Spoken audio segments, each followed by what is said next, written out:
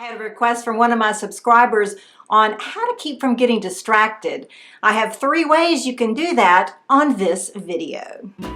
How's it going, Reinventors? My name is Amelia Sims. This is Reinventing You, the channel where you can be inspired to live a life of joy, fulfillment, and purpose through reinventing yourself. I post twice a week, and I am glad that you are here. I am a retired pastor. I retired after 20 years in the ministry. I've helped people change their lives in a religious setting. Now I want to help you. I had a request from one of my subscribers. How do you keep from getting distracted? And I'm not sure if they meant, from everyday tasks or from goals or exactly what they were getting distracted from. But I have 3 ways that you can keep from getting distracted. No matter what you're doing, whether you're working on a project at work, whether you're working, say, on continuing education and improving your career, where you're trying to work on your health or relationships, or maybe you're just cleaning out the refrigerator.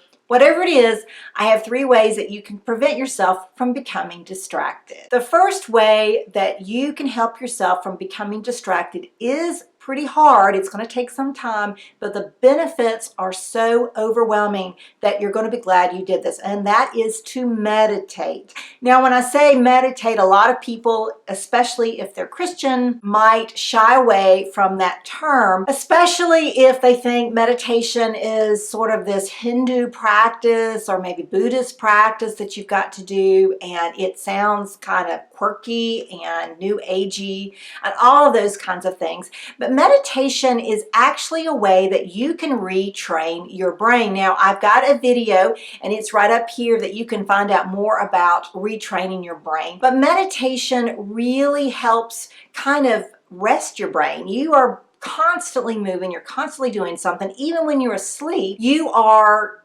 your brain is going, it's firing the synapses, you're thinking, you're working on your motor skills, everything. Your brain is always working, and meditation is a way to sort of help your brain to relax, and it really strengthens parts of your brain that you probably don't use very often, and it will increase your focus, your willpower, and your resistance to distractions.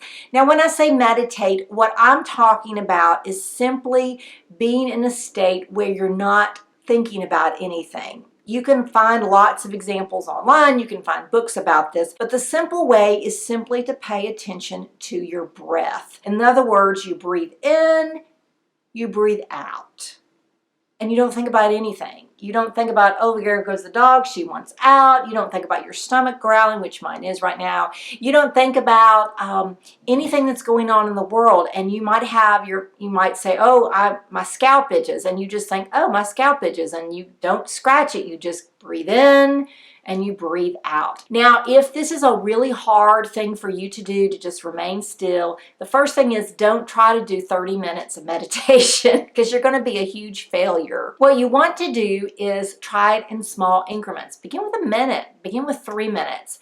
Just do it for a short period of time. Set a timer so that you know that it will go off when it's time to meditate. And once you start meditating and it gets easier and you feel like you come out of it just really kind of rested and settled in your brain, then you can extend that time.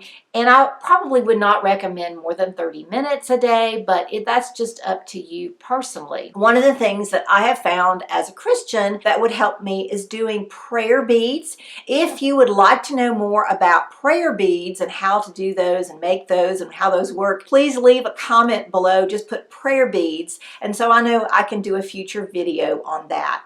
But basically, meditation is any time when you are sort of coming out of constantly thinking about things. And a lot of people say, oh, well, I pray, but that's not really meditation because you're constantly thinking about something. Even though you can come out of it feeling relaxed and everything, it doesn't quite have the same effect as simply focusing on your breath, breathing in and out, and not really thinking about it. The next thing that you can do to help you keep yourself from being distracted is to focus on your goals. Well, that means that first of all, you've got to have some goals. If you're not sure what your goals are, check out this video above that I talk about setting goals in your life and in your reinventing process. And when I say focus on your goals, you can have goals and you can have them written down and you can have them looking at them, but if you actually don't do them, then you can get into trouble. And I have another video that's all about that, and that's up here, and that's how, you know,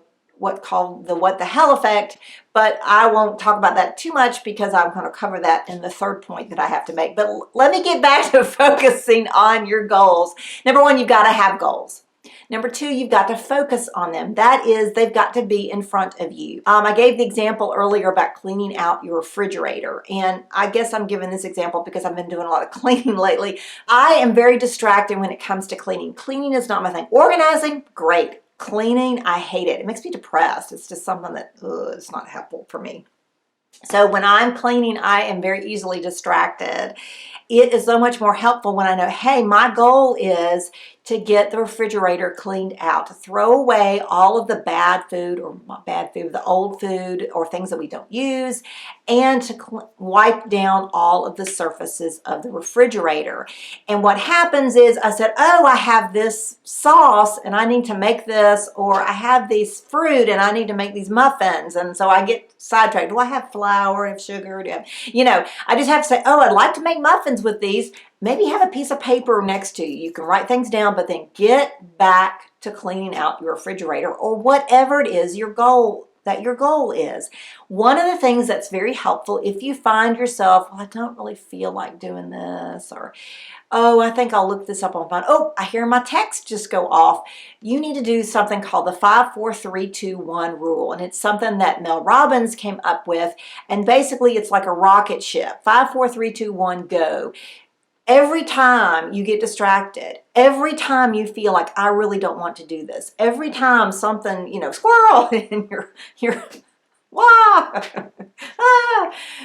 you have to say 5-4-3-2-1, get back, get to doing whatever it is that your goal is. So focus on your goal. The last thing you can do to help yourself become less distracted is to forgive yourself. And I talk about this in my What the Hell Effect video, and I think I've already said, but I'll say it again. This video's up here if you haven't seen that one. You have got to forgive yourself when you do become distracted from whatever it is you're trying to focus on. You have got to say, okay, I became distracted. I went and I did this. I got online and I started looking at cute dog videos. And I didn't get the refrigerator cleaned out. But I'm going to forgive myself and get back to it. Because if you don't, then you say, oh, well, I'm just a bad person. I can't ever clean out my refrigerator. It's just going to be dirty. That's what happens when you don't forgive yourself. When you forgive yourself and say, okay, I got distracted. Those things happen. And you get back on track to whatever it is that your goal is. You have got to implement that in order to stop being distracted. And let me tell you what happens is once you've done that a couple times and forgiven yourself, you really do become less distracted because you know you're going to get back to whatever is your goal that you want to focus on. I hope that this has been helpful for you, that these 3 ways from becoming distracted will help you in everyday life, whether you're reinventing yourself or just cleaning out your refrigerator.